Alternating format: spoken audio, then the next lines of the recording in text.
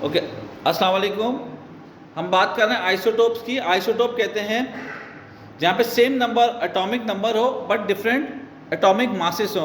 Atomic number की हम बात करेंगे तो कहेंगे प्रोटॉन, नंबर ऑफ प्रोटॉन जितने प्रेजेंट होंगे वो क्या कहलाएगा, आपका एटॉमिक नंबर। और उसी की वजह से हम उसका एटम का जो है वो नाम रखते हैं। जैसे कि कार्बन का 6, कार्बन के जो है मास नंबर या एटॉमिक मास डिफरेंट हो सकता है, लेकिन उसका जो जब उसके अंदर 6 नंबर ऑफ प्रोटॉन होंगे तो वो हमेशा कहलाएगा कार्बन। अगर उसके अंदर 1 होगा, एक प्रोटॉन होगा, तो वो हमेशा कहलाएगा हाइड्रोजन। और अगर एटॉमिक मास की बात करें, एटॉमिक मास कहते हैं जो न्यूक्लियस के अंदर मौजूद जितनी चीज़ें, न्यूक्लियस में क्या क्या मौजूद होता है, प्रोटॉन और न्यूट्रॉन। तो प्रोटॉन, अगर जितने नंबर ऑफ प्रोटॉन होंगे उतने ही नंबर ऑफ न्यूट्रॉन होते हैं।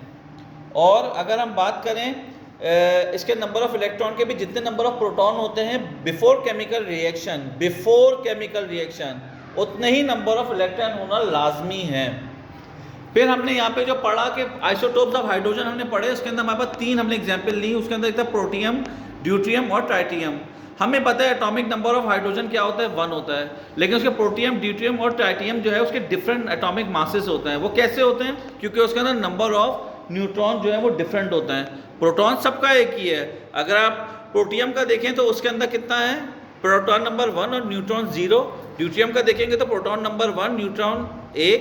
और ट्राइटियम का देखेंगे प्रोटॉन नंबर 1 और न्यूट्रॉन जो है उसके अंदर 2 है।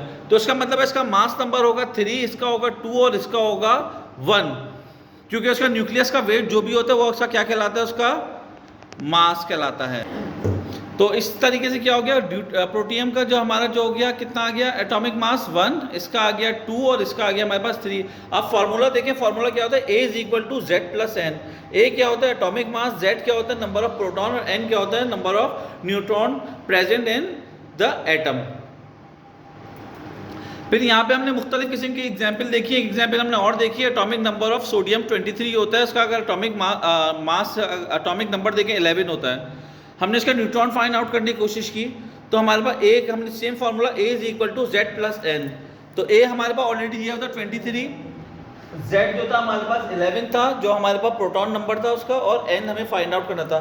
तो हमने 23 के पास लेके चले गए 11 को। देखिए ये तरीक़ेकार गलत है। N = 11 - 23। जिसने भी ये किया उसने गलत आंसर निकाला, जिसने ये लिखा उसने आंसर सही निकाला, क्योंकि ये पॉजिटिव में आंसर आ रहा है और ये नेगेटिव में आंसर आ रहा है।